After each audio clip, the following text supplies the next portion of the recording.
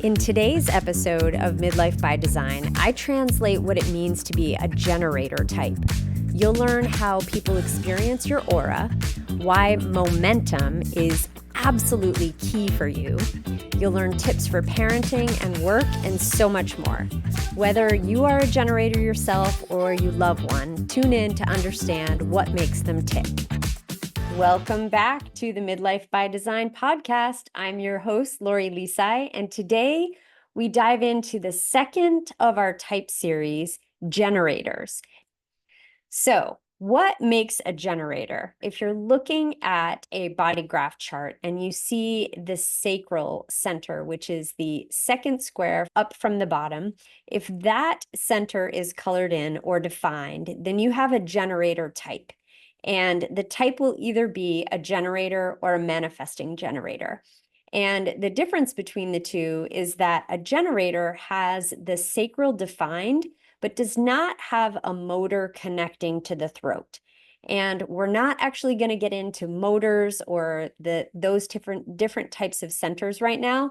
So another easy way to tell if you're a generator or you have generators in your life is to run their chart on my website, lorilisai.com, because I spelled out for you your type, strategy, and authority and some other aspects of your chart. It'll just tell you whether you're a generator or not.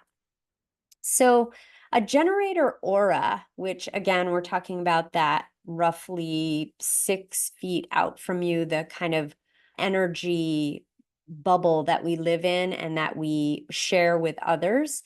The aura of a generator is open and enveloping. I think of a generator aura as a nice, juicy hug. It's very magnetic. However, the magnetism is really based on how aligned that generator is and generally joyful. You become, as a generator, less magnetic and less apt to pull things toward you, especially that are aligned, when you're in the lower expressions. So expressing joy and feeling joy is super important for generator types. Generators are creative powerhouses who need momentum, and we'll talk a little bit more about that in a minute. But the creativity really comes from that sacral center, and it's important that generators have an outlet, have the ability to create in order to bring them toward that joy and in order to express joy. So generators are a common type. They are the most common at roughly 36% of the population. And this does not include the manifesting generators. So just the pure generators alone are about 36% of the population. And I know that sometimes people can be a little disappointed when they find out that they are generator types because they feel like, oh, maybe I'm not very special, or there are so many generators. And I want to encourage you to not be disappointed about being a generator because it's such a lovely thing. It's such a lovely energy when you have an aligned generator. And hey, Oprah and the Dalai Lama are both generators. So there's nothing common about those two people, right? Obviously, being your energy type is just one part of the whole human that you are. So keeping that in mind as well. The beauty of the generator aura being warm and enveloping and really inviting is nothing to be disappointed about. I want to talk a little bit about the sacral because as a sacral being, it is super important to understand this part of yourself as a generator. So the sacral is that creative life force energy. It's roughly 2 inches above your navel. Generators, they've got this battery power. That's what the sacral is supplying for you. And I mean, we're named after a battery. I'm a generator type as well. And it's very easy to understand why that's true. When generators get going, there's almost this challenge to stop when they really get into something. But using this sacral energy in the right way is so important. It is crucial for generators. Follow what lights you up is something that, if you've been following me for a while, you have probably heard me talk about it ad nauseum, but it is truly the prescription for an aligned generator. They must follow what lights them up. And what I mean by lighting them up is getting that sacral response. So it's also really important to develop a relationship with your sacral and truly understand how it speaks to you. Now, I'm just going to put a caveat in here because sometimes it can be very challenging to feel what your sacral is telling you, especially if you have experienced trauma that has caused you to disassociate from your body and not really tune into what it's telling you.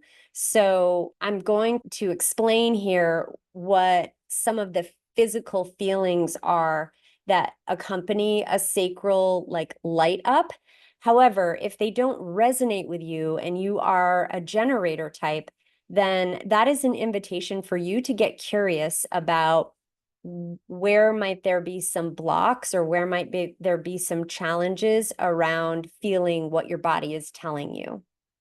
So when your sacral responds as a yes, it often feels like a lightness. It feels like a bubbling or a flush of energy coming up, moving up through your body. Sometimes you can feel it right where it starts at the sacral, and sometimes you might feel it coming up further, like toward the throat. Remember, in human design, all of the energy is working its way toward the throat in an attempt to get out of the throat and be manifested, come to life. And so that lighting up is your body talking to you.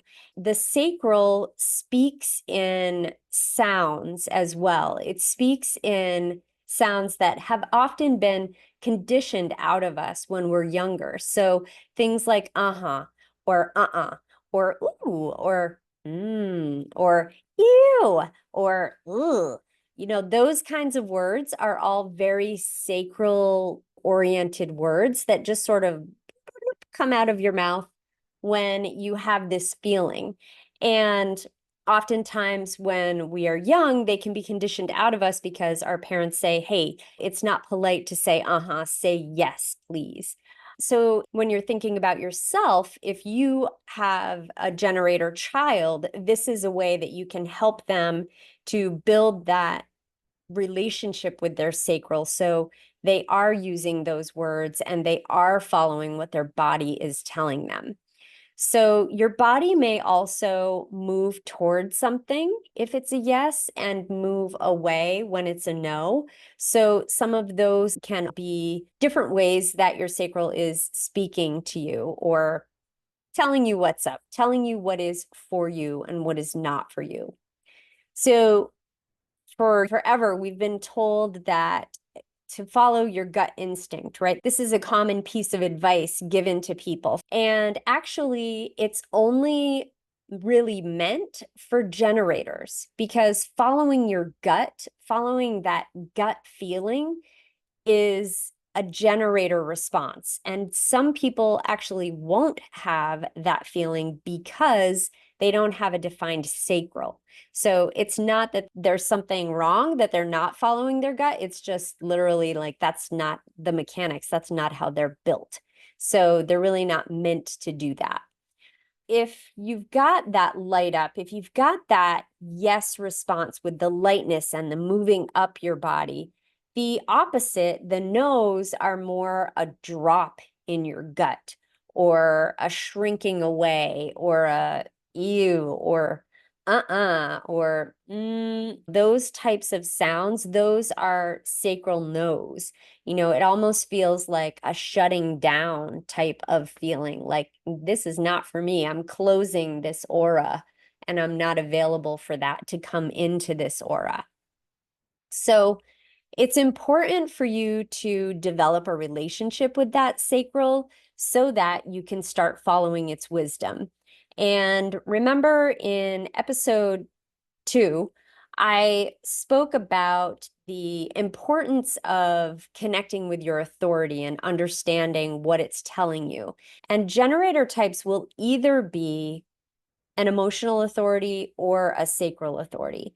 If you're a sacral authority, then you're going to follow that gut instinct in the moment. If you're an emotional authority, then you're going to take the wisdom of that sacral communicating with you and you're going to sit with it. You're going to give it time to kind of play out. So there is definitely some nuance there as to how generators are meant to use the information that's coming from their sacral. Another thing that is beautiful for generators is their strategy, which is the strategy wait to respond. And I know when I first found out I was a generator, I think that was one of the things that was most challenging for me because I don't like to wait for anything, frankly. I have so much go, go, go, do it now energy, which I've mentioned before. And what I've come to learn is that the waiting doesn't take long at all.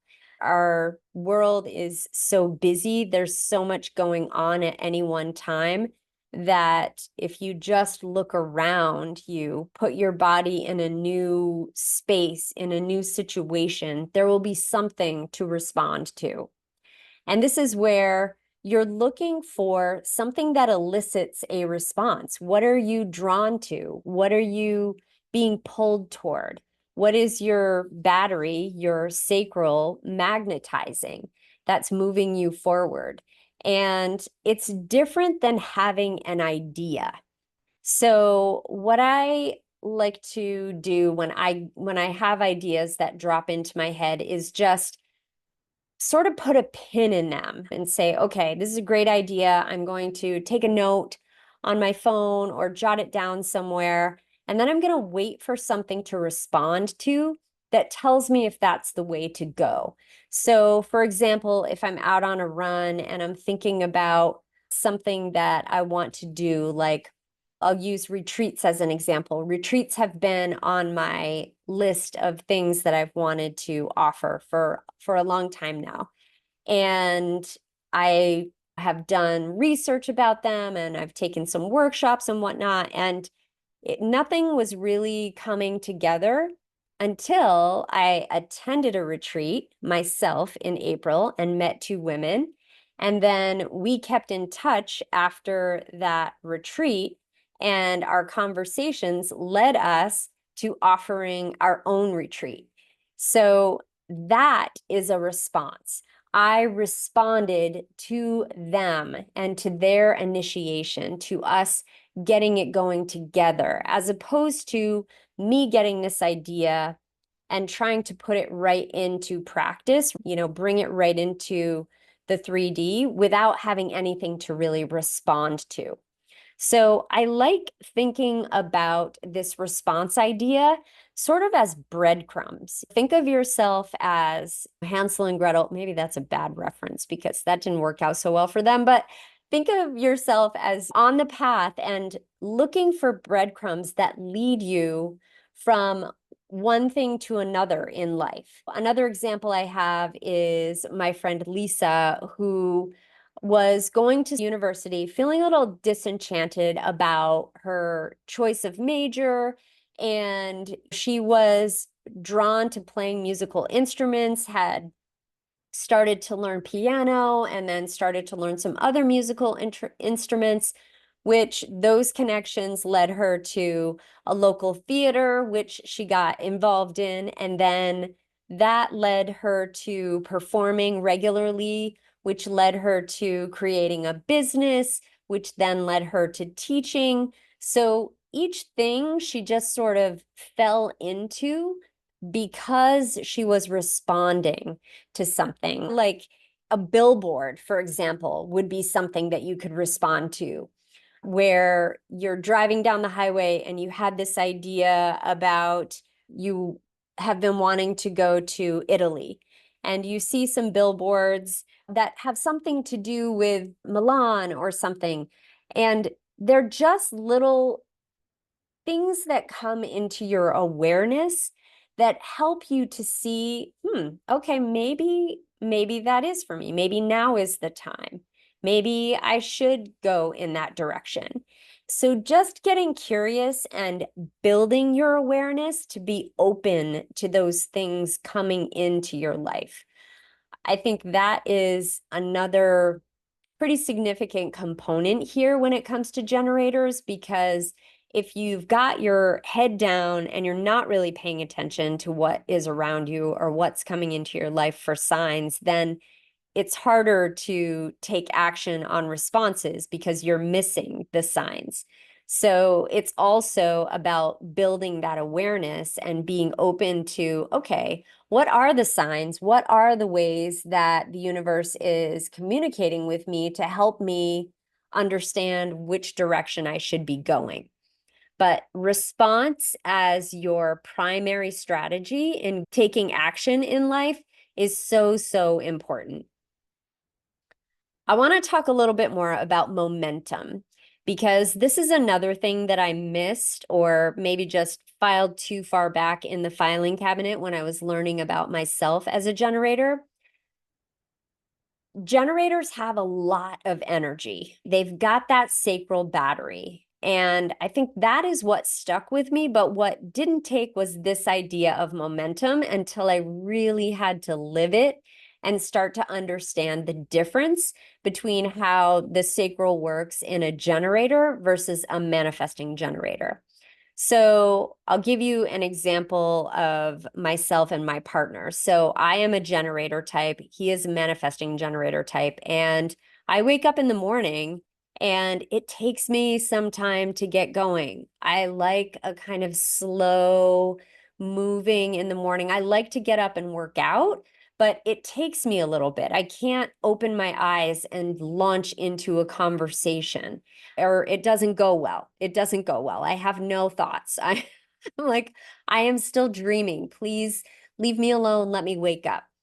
Versus a manifesting generator will be far more likely to pop out of bed and just get started with the day. And already I almost think of it as it feels like they've been awake for an hour already when they wake up. Whereas myself, I need that momentum. I think of myself as a train leaving the station. I'm at a full stop and I need to get that momentum going. And it's slow at first, but once I'm going, there's no stopping. It's hard to stop. This is something that's important to understand about being a generator, is just that need to really dive deeply into what you're working on and have the time to take it to fruition. Because the beauty of the generator type is that you do have the energy to take something across the finish line, as long as it lights you up, as long as you've entered it as a result of responding to something. There are people who are morning people who work really well in the morning, and there are people who are night owls who work really well at night. I would say generators as a whole probably tend to work a little bit better in the afternoon or evening, just because of that idea of momentum. So giving yourself some grace, understanding that when it comes to parenting, when it comes to working, when it comes to your best time of the day and where you feel most in alignment and alive. Speaking of alignment, I want to talk a little bit about alignment indicators for generators. We have the not self and the signature, if you remember from the manifestor episode. And the not self is this emotion that we feel when we're off track. It's time for a redirect. We are literally being our not self, versus our signature, meaning that we are aligned, we can keep going, keep following those breadcrumbs.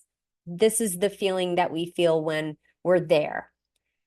So the not self feeling or emotion for generators is frustration. And you may feel this in the sacral, you may feel it in your body as just this tenseness, this dropping, this, low vibe, heated kind of feeling. versus the signature, which is telling you, yep, in the right direction, keep going. That's satisfaction. And I feel like that is the classic generator. That is just so good. So good. So when you're feeling that, keep doing what you're doing. Okay. So let's jump into parenting as a generator type. If you are married to a non-sacral being, I think it's really important to be clear with your partner what you're capable of doing and what you are not capable of doing, because that sacral battery is incredibly magnetic and people are drawn to it, including your children, including your partner. They're going to be drawn into that, the goodness of that aura, how good it feels. They're going to be drawn to you for support. And that is lovely because you can and are built to offer that to them. And plus, also, you're a human and your battery does run low and you need to rest. So, understanding that component of momentum is really important because then you can address, like, okay, I've kind of run out of momentum. I need a break here and it's time to hand it off to my partner or find something for my kids to do sustaining where they can be self-sufficient. As a generator, I would very much encourage you to use your gut instinct to help you with parenting. Trust your sacral response. If your gut drops, then there's something going on. There's some kind of untruth or just something that maybe needs your attention. Versus when you're feeling lit up, that's also a different kind of response, right? It is a truth. It is an excitement. It is something that you can share. Ra says, don't say anything if you're a generator until you respond to something. So as a parent, this is, I find, pretty easy because it doesn't take me long to be up in the morning before I'm responding to something happening in my environment. Oftentimes, when my kids were younger, it was responding to them and their immediate needs. Now, as they're older, I have a little more time to have that like slower morning where I can let things just naturally start to progress and gain momentum before I need to start engaging with them. You know, teenagers, I don't know about yours, but mine sleep until 11, 12, 1. I don't know. We call them Batman here in our household. So as a generator parent, another important thing is to understand this idea of shoulds versus a genuine yes from the sacral. Generators oftentimes get caught up in the shoulds. Well, I should do this because I have the energy and I don't really have a good reason to say no, a good reason, quote, to say no. And granted, there are a lot of things that we've been conditioned and expected to do as parents for our kids that we don't always want to do. So, one of the things that I like to remind generators is of the idea of the satisfaction, that signature. You may not want to have the conversation with your child about their recent behavior that left you in shambles. However, the satisfaction that it will bring you, having had the conversation, having been honest and upfront with them, having asked them to do the same for you, is ultimately the feeling that you're moving toward. And so you have the conversation, even though it's challenging.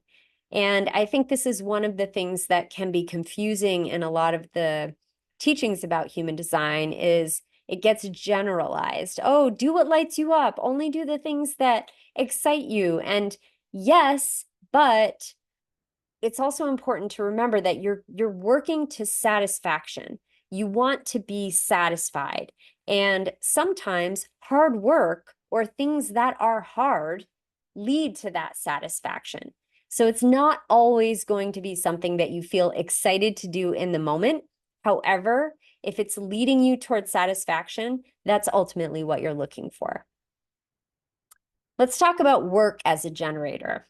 A lot of you in midlife are considering a shift, a move, a change in your life. And oftentimes it comes down to work because that feels like the easiest thing to change, even if you've been at your job for years and years and years. And one of the things to know about being a generator is that generators are built for mastery. They're really here to create and be masters of something. And in midlife, it's very possible that you have reached a level of mastery with the work that you've been doing. And so I think the question for you as a generator then is it still lighting you up? And if the answer is no, then that's a chance for you to get really curious and start to think about what does light you up? What does excite you? What feels exciting? What is it that you can't stop thinking about? Or what is it that you want to continue doing and you just want to get back to it when you're not doing it? That is the direction to follow. So the sacral energy can be difficult in a work environment because people, again, same with parenting, they sense that you have that sacral definition and they want to tap into that energy. It's really beautiful. It's a lovely feeling, and they know that you can do the thing. So they are very likely going to ask you, hear these words. Don't say yes just because you can. Just because you can is not a good enough reason to be using your sacral energy. It really should be something that is lighting you up. It should be something that is developing your mastery. It should be something that is leading you to satisfaction. If you have found that you're not experiencing satisfaction in your job anymore, or you're feeling really low on energy, these are indications that it might be time for a change. And generators, again, are built for mastery. So potentially you can think about what else have you been working on, or what breadcrumbs are out there that may be things you want to follow to lead you to the next opportunity. Working in response is going to give you optimal energy, remember. So following those breadcrumbs will allow you to tap into that sacral and share it in the way that you're truly meant to in the work world. Having time to dive deeply into tasks would be important in the workplace or as an entrepreneur for a generator. You're not meant to do a million different things, really, depending on other things in your chart, but strictly talking about your energy type, I think it's important to understand that it's like that train, that momentum, it's focused on one thing. You're on one track. And as much as you can stay focused there, the deeper you can go into that work, the more satisfied you're going to be. The importance of the right work for a generator cannot be overstated. And what you need to understand here is that the right work will be drawn to you when you are using your strategy and authority. So when you are responding to those breadcrumbs, when you're making a decision whether or not to follow them based on your authority, either sacral or emotional, then that's the kind of path that's going to lead you to the right kind of work for yourself. Another really important thing to understand is the value of your energy, and just remembering that you're 36% of the population. If you rope in manifesting generators, you are 70% of the population. So chances are there are lots of other generator types at your workplace if you work in a workplace, or as an entrepreneur, that you have access to lots of other generator types. So understanding that that sacral is precious and you can share the wealth, right? Other people can then take their genius and apply it when it's not necessarily something that's in your zone of genius. This idea of the zone of genius is really beautiful for generators, especially because of that mastery component. So I encourage you to really stop shooting on yourself. Stop doing things because you can, not because they light you up, or continuing to do things because you've just been doing them and logically it makes sense, but you feel a little dead inside every time you're going to work. That is definitely not the way you want to be living as a generator. You are not living in alignment. You are not living up to your potential. And is that something you really want to do? I don't think so. You're not listening to this podcast if that's something that you do want to do. One final thing about generators in the workplace is the idea of frustration, that not self idea, doesn't necessarily mean to quit altogether if you're feeling frustrated about a specific task, or if you're zooming out and thinking about your work as a whole. If you're finding yourself pretty consistently frustrated, it's an invitation for you to run things through your authority. How do you feel about it? And if you're a sacral, then it's going to tell you in the moment. And then if you're an emotional, it's going to tell you over time. You really need that time to process. So making sure that you're just letting it sort of unfold and trusting that sacral response. One of the last things I want to share about generators is going back to the idea of developing that sacral response. I just want to give you a little exercise for yourself that you can use to help you develop this feeling if you feel sort of out of touch with it. And it's a very simple exercise of basically just yes or no questions and tuning into what it feels like in your body. So make yourself a list of questions. Keep them really basic, simple questions. They always must be yes or no. There can be no open-ended questions. And then you're going to ask yourself each of the questions and tune in. You're going to close your eyes and tune in to listen. So, for example, let's say one question might be, is my name George? I'm going to close my eyes and ask myself, is my name George? And then I'm tuning in to roughly 2 inches above my navel to feel, is there anything there? I don't feel anything. So that may be the case. You might feel a drop, you might feel a quiet, you might not feel anything, okay? If then I say, is my name Lori? Then I tune in, I've closed my eyes, I've closed my eyes because that helps me. You can do that or not. I'm just trying to tune into that part of my body and feel, is my name Lori? And I feel the yes. It's just a very subtle, uplifting feeling. I can feel it kind of traveling up. Ask yourself simple questions, black and white, really simple. Do I live in this state? Am I married? Do I have kids? Do I own a house? Those types of things that are really simple questions. Ask them and then tune in and see how it feels. That will be a huge help to you as a sacral being because it will help you to start to understand how your body communicates with you as a generator.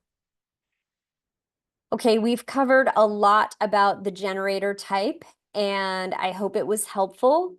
I encourage you as a midlife maven to start to use these pieces of knowledge about the generator type to help you come into alignment.